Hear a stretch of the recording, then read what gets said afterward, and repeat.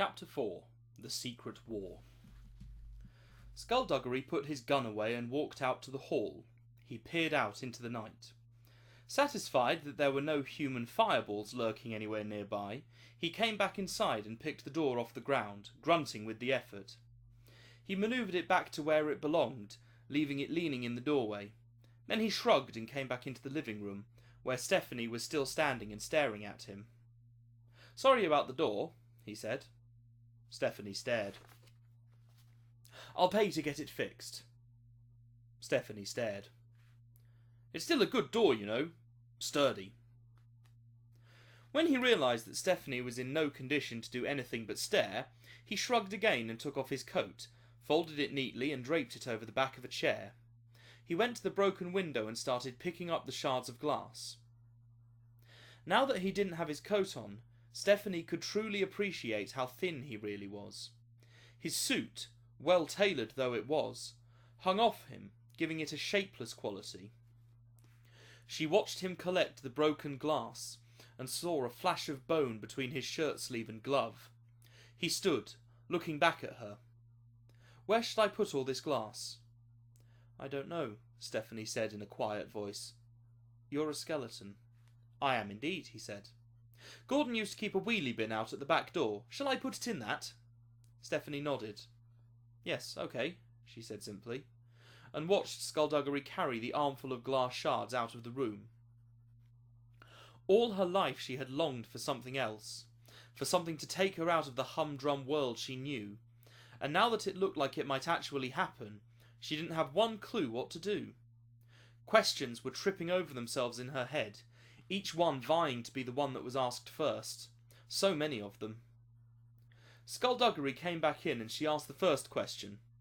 "Did you find it all right?" "I did, yes. It was where he always kept it." "Okay then." If questions were people, she felt that they'd all be staring at her now in disbelief. She struggled to form coherent thoughts. "Did you tell him your name?" Skulduggery was asking. "What?" "Your name. Did you tell him?" No." "Good. You know something's true name, you have power over it. But even a given name, even Stephanie, that would have been enough to do it." "To do what?" "To give him some influence over you. To get you to do what he asked. If he had your name and he knew what to do with it, sometimes that's all it takes. That's a very scary thought now, isn't it?" "What's going on?" Stephanie asked. "Who was he? What did he want? Just who are you?" "I'm me," Skulduggery said, picking up his hat and wig and placing them on a nearby table. "As for him, I don't know who he is. Never seen him before in my life." "You shot him?" "That's right." "And you threw fire at him?" "Yes, I did." Stephanie's legs felt weak, and her head felt light. "Mr. Pleasant, you're a skeleton." "Ah, yes. Back to the crux of the matter. Yes, I am, as you say, a skeleton. I have been one for a few years now." "Am I going mad?" "I hope not. So you're real? You actually exist?" "Presumably." "You mean you're not sure if you exist or not?" "I'm fairly certain. I mean, I could be wrong. I could be some ghastly hallucination, a figment of my imagination." "You might be a figment of your own imagination. Stranger things have happened, and do, with alarming regularity." "This is too weird." Skulduggery put his gloved hands in his pockets and cocked his head. He had no eyeballs, so it was hard to tell if he was looking at her or not. "You know, I met your uncle under similar circumstances. Well, kind of similar, but he was drunk, and we were in a bar, and he vomited on my shoes.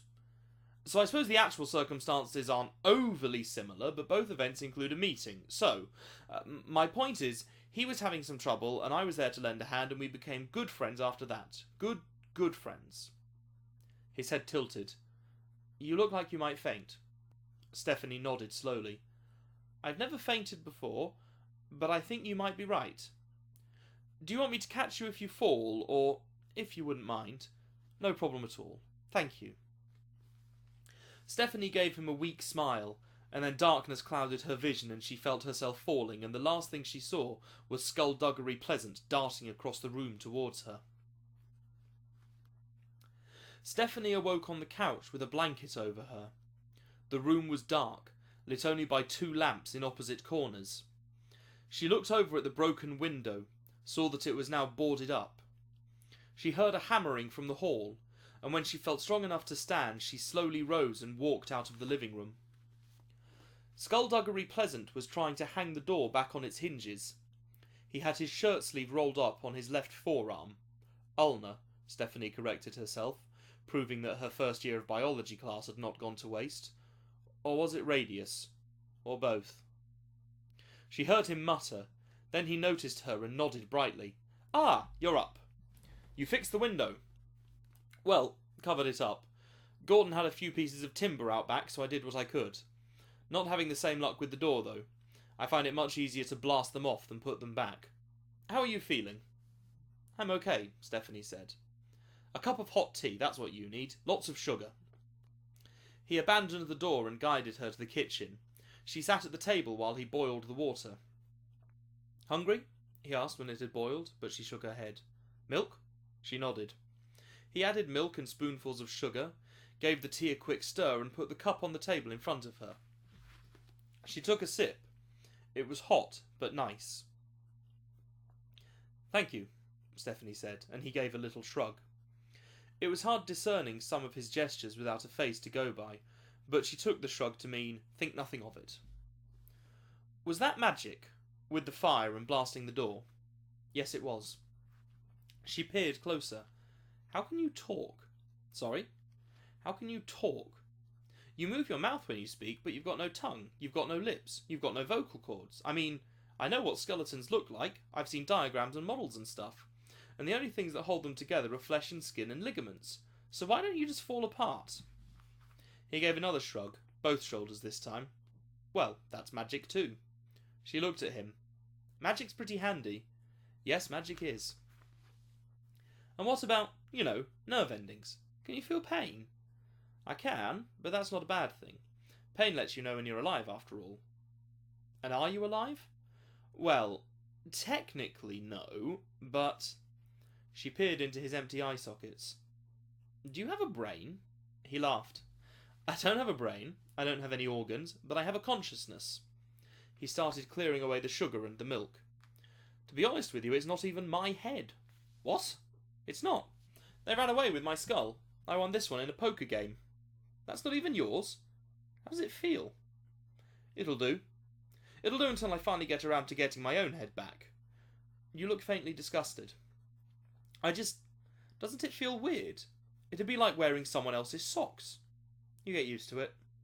"What happened to you?" she asked. "Were you born like this?" "No, I was born perfectly normal. Skin, organs, the whole shebang.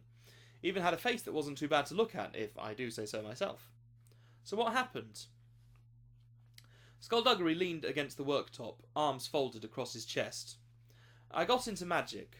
Back when I was, for want of a better term, alive, there were some pretty nasty people around. The world was seeing a darkness it might never have recovered from. It was war, you see. A secret war, but war nonetheless. There was a sorcerer, malevolent, worse than any of the others, and he had himself an army, and those of us who refused to fall in behind him found ourselves standing up against him. And we were winning. Eventually, after years of fighting this little war of ours, we were actually winning. His support was crumbling, his influence was fading, and he was staring defeat in the face. So he ordered one last desperate strike against all the leaders on our side."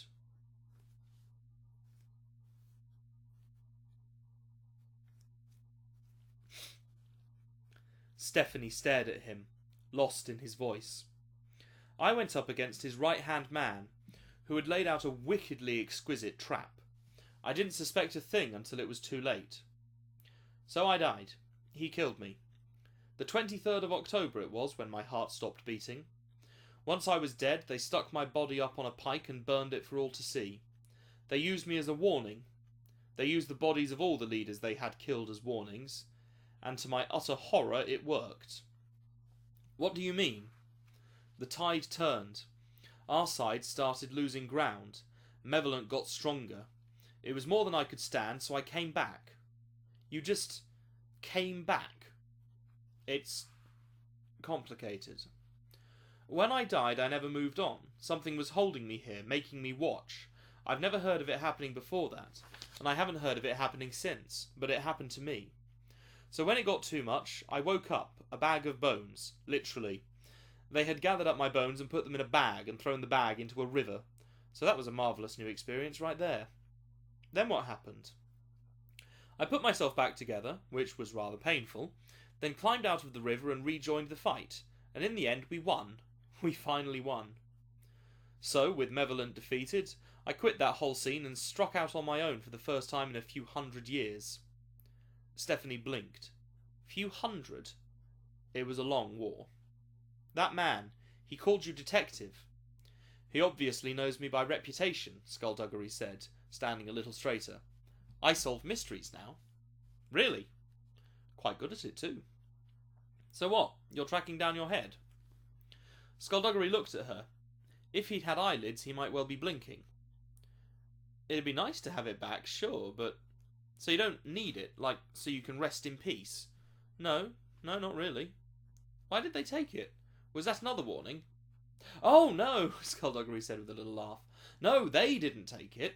I was sleeping, about 10 or 15 years ago, and these little goblin things ran up and nicked it right off my spinal column. Didn't notice it was gone till the next morning. Stephanie frowned. And you didn't feel that? Well, like I said, I was asleep. Meditating, I suppose you'd call it. I can't see, hear, or feel anything when I'm meditating. Have you tried it? No. It's very relaxing. I think you'd like it. I'm sorry, I'm still stuck on you losing your head. I didn't lose it, he said defensively. It was stolen. Stephanie was feeling stronger now. She couldn't believe that she'd fainted. Fainted. It was such an old woman thing to do. She glanced up at Skulduggery. You've had a very unusual life, haven't you? I suppose I have. Not over yet, though. Well, technically it is, but... Isn't there anything you miss? About what? About living? Compared to how long I've been like this, I was only technically alive for a blink of an eye. I can't really remember enough about having a beating heart in my chest to miss it. So there's nothing you miss? I suppose I miss hair. I miss how it was. And how it was there, on top of my head. I suppose I miss hair. He took out his pocket watch and his head jerked back. Wow, look at the time. I've got to go, Stephanie. Go? Go where? Things to do, I'm afraid. Number 1 is finding out why that nice gentleman was sent here, and number 2 is finding out who sent him. You can't leave me alone, she said, following him into the living room. Yes, he corrected, I can. You'll be perfectly safe. The front door's off. Well, yes. You'll be perfectly safe as long as they don't come through the front door. He pulled on his coat, but she snatched his hat away. Are you taking my hat hostage? He asked doubtfully. You're either staying here to make sure no one else attacks me, or you're taking me with you. Skulduggery froze. That, he said eventually, wouldn't be too safe for you. Neither would being left here on my own. But you can hide, he said, gesturing around the room. There's so many places to hide. I'm sure there are plenty of good solid wardrobes your size. Even under a bed. You'd be surprised how many people don't check under beds these days. Mr. Pleasant. Skulduggery, please. Skulduggery, you saved my life tonight. Are you going to undo all that effort by leaving me here so someone else can come along and just kill me? That's a very defeatist attitude you've got there. I once knew a fellow, a little older than you. He wanted to join me in my adventures, wanted to solve mysteries that beggared belief. He kept asking, kept on at me about it. He finally proved himself after a long time and we became partners. And did you go on to have lots of exciting adventures? I did. He didn't. He died on our very first case together. Horrible death. Messy too. Lots of flailing around. Well, I don't plan on dying anytime soon, and I've got something he didn't. And that is... your hat. Take me with you or I'll stand on it. Skulduggery looked at her with his big hollow eye sockets, then held out his hand for his hat. Don't say I didn't warn you.